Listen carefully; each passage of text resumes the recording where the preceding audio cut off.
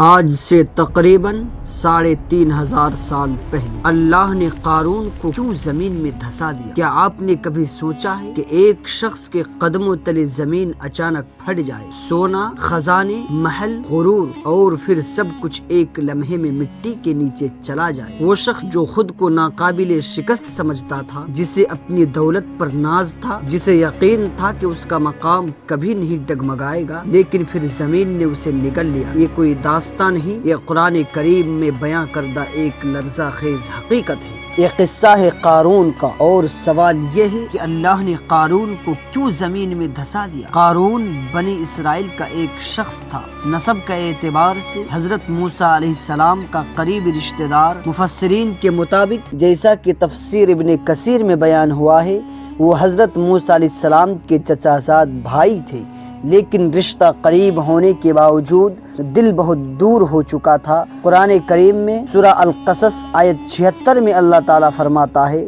ان قارون کان من قوم موسیٰ فبغى علیہم، یعنی قارون موسیٰ کے قوم میں سے تھا، پھر اس نے ان پر سرکشی کی۔ یہ سرکشی صرف طاقت کی نہیں تھی، یہ سرکشی تھی غرور کی، دولت کی اور اللہ کو بھول جانے کی۔ اللہ تعالیٰ فرماتا ہے کہ ہم نے اسے اتنے خزانے دیے تھے کہ ان کی چابیاں بھی طاقتور لوگوں کی جماعت کے لیے بھاری تھی۔ سوچئے، صرف خزانے نہیں بلکہ ان کی چابیاں بھی بوجھ بن جائے۔ یہ دولت اللہ کی طرف سے آزمائش تھی، مگر قارون نے اسے انعام سمجھ لیا۔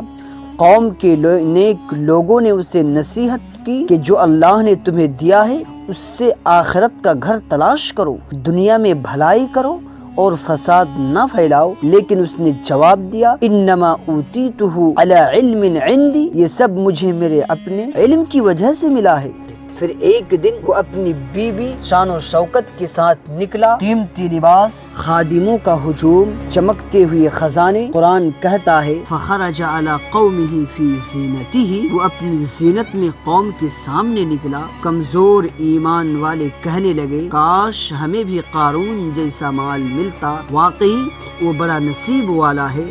مگر اہل علم نے کہا، تم پر افسوس، اللہ کا اجر بہتر ہے ان کے لیے جو ایمان لائے اور صبر کرے۔ دو راستے تھے، ایک دنیا کی چمک، دوسرا آخرت کی روشنی۔ پھر وہ لمحہ آیا جو فیصلہ کن تھا۔ سورہ القصص آیت 81 میں اللہ فرماتا ہے، فخسفنا بہ وبدارہ الارض، بس ہم نے اسے اور اس کے گھر کو زمین میں دھسا دیا۔ نہ کوئی لمبی جنگ، نہ کوئی اعلان، بس زمین کو حکم ملا اور زمین نے اسے نگل لیا۔ اس کے خزانے، اس کے محل، اس کی طاقت، سب کچھ مٹی کے نیچے چلا گیا، اور کوئی جماعت نہ تھی جو اسے اللہ کے مقابلے میں بچا سکتی۔ وہی لوگ جو کل اس پر رشک کر رہے تھے، اگلے دن کہنے لگے، اللہ جس کے لیے چاہے رزق گشادہ کر دے اور جس کے لیے چاہے تنگ کر دے۔ یہ تھا غرور کا انجام، یہ تھا تکبر کا نتیجہ۔